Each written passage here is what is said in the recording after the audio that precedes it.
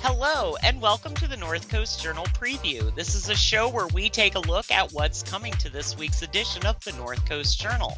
I am your host, Tanya Shrum, and we are joined by California Local Journalism Fellow, Kelby McIntosh, and our Arts and Features Editor, Jennifer Fumigo Cahill. Welcome to you both. How's the week going?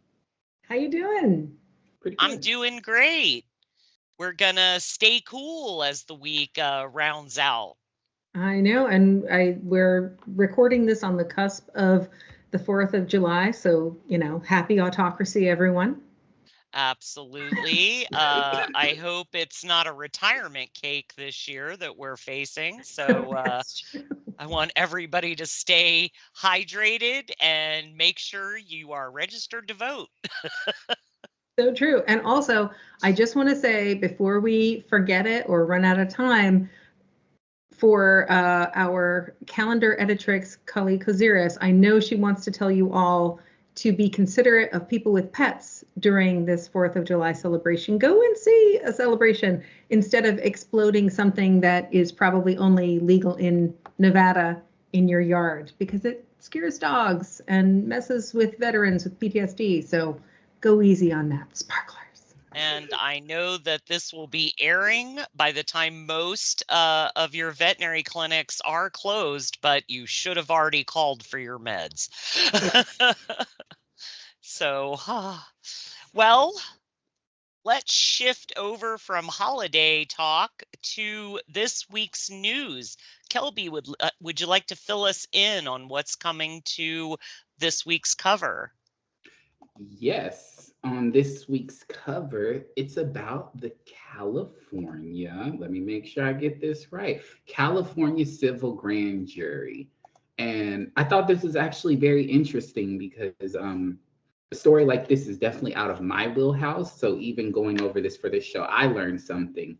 And one of the big things about it is that the Civil Grand Jury here specifically is struggling to actually find jurors. It's one of the oldest kind of grand jury oversights that ever existed. It predates like the actual forming of the state of California, and California's actually upheld this grand jury throughout the state, except for areas like Del Norte, where they actually have a summons system.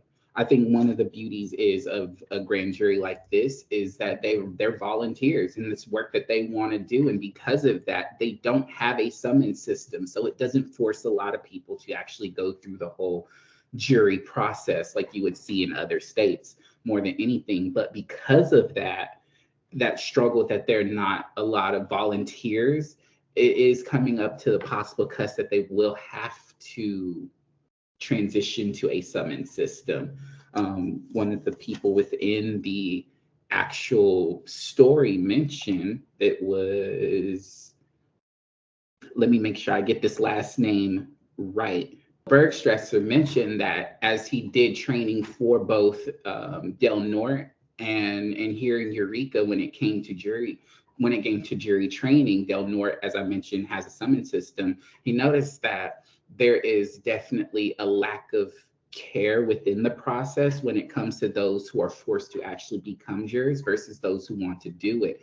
So it does bring in the question of quality of work and all these kind of investigative efforts, because you're looking at a job where it's 2 meetings a week for 3 hours. And then as you get on to actual proceedings where more in-depth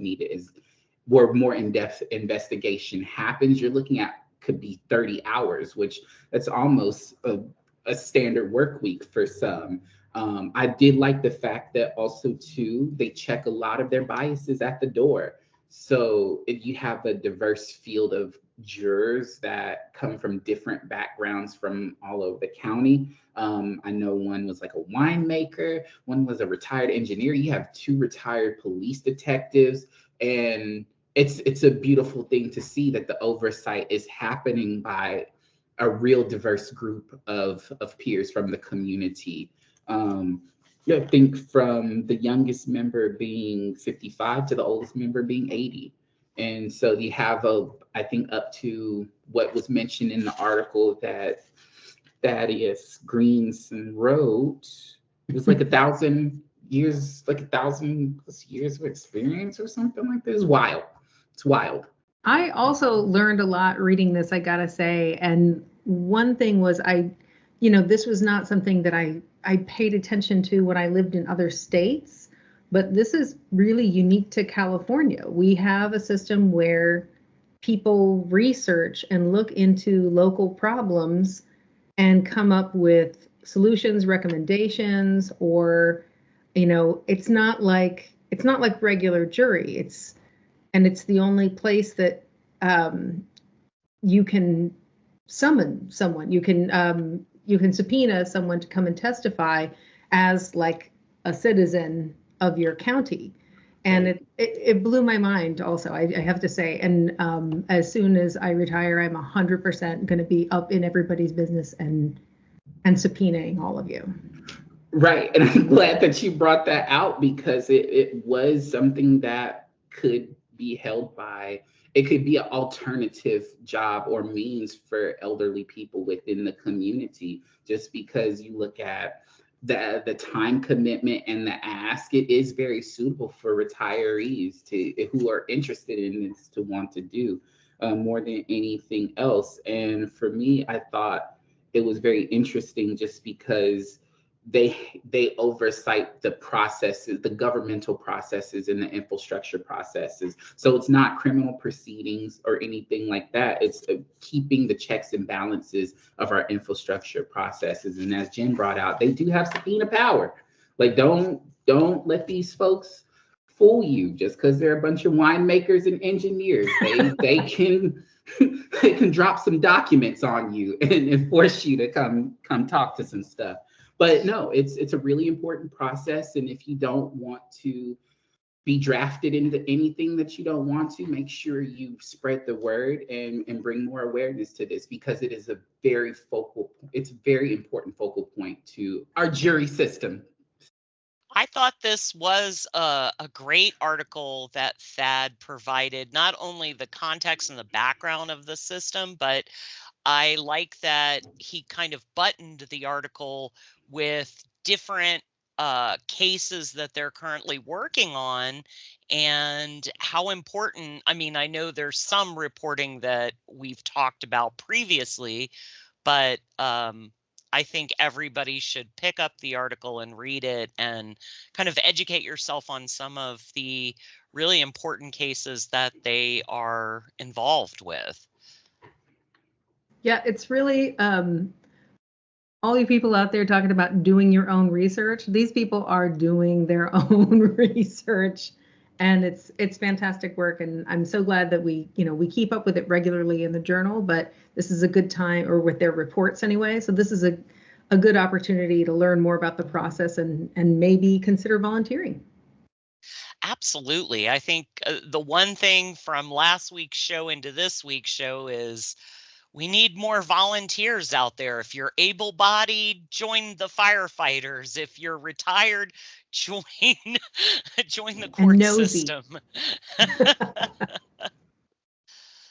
Well, Kelby, thank you for highlighting that.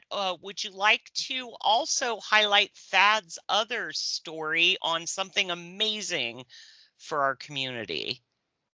When I tell you, I am excited for this portion, because even I might be out there too. When I say Dr. Tom Lewis is out here doing the Lord's work by coming up here and giving out and doing free dental service from July 12th to the 13th, 2 days, from 7 a.m. to 5 p.m. First come, first serve. You can get your teeth checked out and all kinds of different stuff. Now, Dr. Lewis has done dentistry up in Humboldt County before, so he's very experienced with the area. He knows the area. And because they've had programs like this in Sacramento, he wanted to bring the same kind of program up here to Eureka, to where he can be able to help on those who just don't either have the means to go to a dentist. I know there are a few that have like maybe insurance, but it's just not accepted everywhere, or just some of the current issues that even I've experienced while being up here. It's just that the doctors that are up here are just jam-packed, and they just don't have room to take on new patients, these kinds of things. So what Dr. Lewis is doing is a real helpful thing to the community. And if you have any dental work that needs to be done, I heavily advise you to go to the Adorni Center between 12th and the 13th of July and get your teeth checked out. They're still looking for volunteers. So if you know someone in the community that has experience with dental work, or those within the dental industry that just got a big heart, they're looking for volunteers. And yeah, I don't know if there's any much more great things I could say about this, just because reading this article not only I know will impact the community in a great level, but it also like hit me on a personal level too, just as a transplant trying to find these kinds of services and everything else. So I believe they'll be up and setting up at like 5:30 in the morning, but things don't really kick off until, as I mentioned before, 7 a.m. to 5 p.m. Thank you so much. I mean, you as a transplant have definitely hit the nail on the head. This is an underserved community. We don't have enough doctors, and we certainly don't have enough dentists. I have insurance, and when my company switched plans, I had to get on a new waiting list. The struggle is real. So. Yes. And it's as I've been navigating the community, whether throughout Eureka, Arcata, or many of the surrounding cities, I am learning that these issues aren't just concentrated to one group. They're not just concentrated to one area more than anything else, but also because of this lack of infrastructure, it forces a lot of people out of the area to seek help when they much would preferably want to go to a local who they can build that medical rapport with more than anything else. And I love to know that Dr. Lewis worked up here and has built that kind of reputation of being up here as a local dentist. And though he's no longer here anymore, he still holds that kind of pride for the community and wanted to do something like this. So yes, this is definitely a beautiful opportunity to get your dental needs looked at and get some help from a person that's here locally before you have to consider options of going outside of your community. Well, thank you, Kelby, and thanks to Thad for both those stories. I encourage everybody to pick up this week's journal and read and get involved if you can. And with that, we're going to pivot to Jennifer, and she's going to tell us what's on the arts and food features this week. Oh, Tanya, I am so excited. Because I don't know if you remember back when Sammy's Barbecue, back when it was just a little baby barbecue operation operated down in King Salmon, but I recall going out with my then coworker, now publisher. She took me to go and have barbecue, and I remember her looking around and going, "It's like Venice," and I'm like, "Is it?" But they have these cool little like canals that run through parts of King Salmon. And this little kind of like almost like shack-like operation was out there, and they had a back patio where you could sit at picnic tables and eat. And then there's like a tiny little dining room up front. And it was just such a cool place to go and like have lunch and be outside in the fresh air and also be out of the way, you know. And it was home to other businesses for a few years, but now somebody else has moved into it, so we can once again enjoy that patio and falafel. It is called Falafelove, and the owner and I don't know, author of these falafel is Avi Liebson, and he is a person who is committed to falafel, committed to basically Mediterranean and Middle Eastern cuisine. And, you know, he's like one of those people who just wants you to eat, wants you to try the thing. And it's a pleasure to be around. He's also one of these like positive people who actually, with no irony, hangs up the phone by saying like, yeah, peace, man. And you're just like, okay. There is nothing but love coming from this shop, love and falafel. So it's basically a 2-person operation down there, and he's making all kinds of things that have really wonderful, really like bursting with flavor Mediterranean spice profiles. There are preserved lemons everywhere, and the preserved lemons show up in things like a beet salad, a lemony beet thing. Oh yeah, I see you, Tanya. I see you with the beets. There's jug, which is a wonderful kind of like, if you can imagine like a very green, very bright kind of, could be mistaken for pesto to the untrained eye, but it has heat and just a wonderful kind of herbaceous quality. And it's a marvelous kind of a condiment that goes on lots of things. And it's only good when you make it fresh, which he does. Likewise, the baba ganoush, the hummus, all that stuff is made from scratch. As he says, he makes everything except the wraps, which are tortillas, which I will get back to.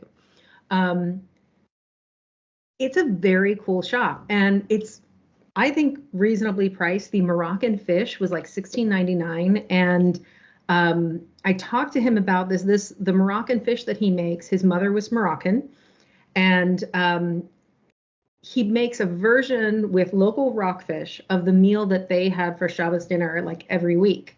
And it's marvelous. It's like basically poached in a spicy tomato sauce. And it's been a while since I really enjoyed a poached fish, but it absorbs that flavor but maintains its own flavor. And rockfish has a lovely flavor, you know what I mean? We don't always have to drown it in tartar sauce. We don't always have to hide our fish, but that dish I thought was fantastic. The falafel is very bright, very like green inside. Everything is just really fresh and just bursting with flavor. There are just all these wonderful bright tones, like these very quick pickle onions with a little bit of mint in them.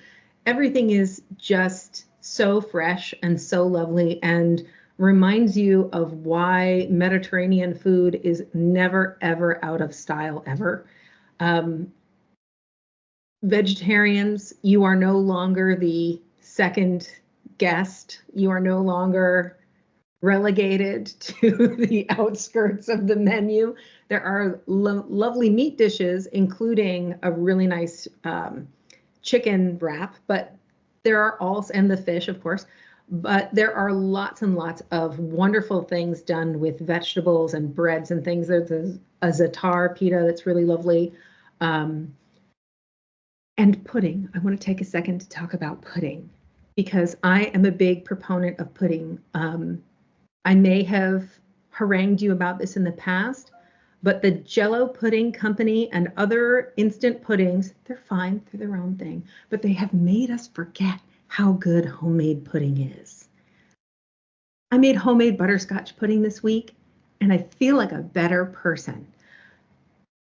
The wonderful kind of like millennia-old recipe pudding-like dessert, malabi, that is at Falafelove, which is only like, what is it, like $4.50 or something? It is a milk pudding, so it's very light. It is not a cream pudding, it's a milk pudding, and so it's like light and wonderful, and it's scented with rose water. Before you think to yourself, oh, rose water, that sounds like it's going to taste like soap. No, it's wonderful. And in going back to like ancient Persia, everybody's been doing rose water. Baklava with rose water is wonderful. If you haven't already if you've already had it, you know it's fantastic. I'm talking to the newbies here. The rosewater pudding with a little bit of hibiscus syrup poured over it and little green chunks of pistachio and flakes of coconut. It is a romantic pudding. And I am done with lava cakes on Valentine's Day. Enjoy them if you like them, but we're doing pudding now, is what I'm saying. You should go and try it. Honestly, if it doesn't win you over, maybe you don't believe in love. I don't know. But the falafel wrap is great. And I do mention that it is made with a tortilla. And I don't want to hear any flack from anybody who feels like that's inauthentic, because without the crossover between Mediterranean cuisine and Mexican, we would not have tacos al pastor. I have spoken. It's a lovely place, and it was really fun talking to Avi about his love of food and his kind of excitement about introducing new flavors and new foods to people who haven't tried them before. And, he's been working in lots of different places. He was at one point working in the cannabis industry and became what he refers to as a trim mom, meaning he was the person cooking for everybody at the farm. When he worked in an Alaskan fishing boat, he ended up cooking for everybody on the boat. And now he's finally got his own business where he's cooking full time and really throwing himself into it and really enjoying feeding people. So check it out. Let him feed you. It's worth it. Absolutely. And bring some love to King Salmon. It is, it's a little diamond in the rough. And right? I love to hear people going out there and spreading the love. How much time do we have? Because I want to talk baseball. I think we have enough time to do a crab walk. So if you have been paying attention to Crabs baseball, good for you. Go Crabs, go. The country's oldest wood bat baseball team, the Humboldt Crabs, has been, a big feature in Arcata and something that is a summer tradition for everybody, from the crabgrass band to I'm hearing that the hot dogs are even better this year. Thoughts? But they have switched leagues. So now they are in a somewhat tougher league, it seems. And we have a new columnist online for covering Crabs games this year. And you'll see him at all the home games. It's Brandon Dixon. And he is a baseball guy down to his cleats. He's a former All-American, and he played college baseball, and he's super into talking to the players and stuff. So you'll see occasionally in print when we have room, you'll see Brandon's stories about the week's games, usually home games, with a little bit of information on the away games. And then if you go online to northcoastjournal.com, you may even be able to find his interviews. He has some audio interviews that he does. He has a Brandon Show podcast where he talks about sports and whatnot.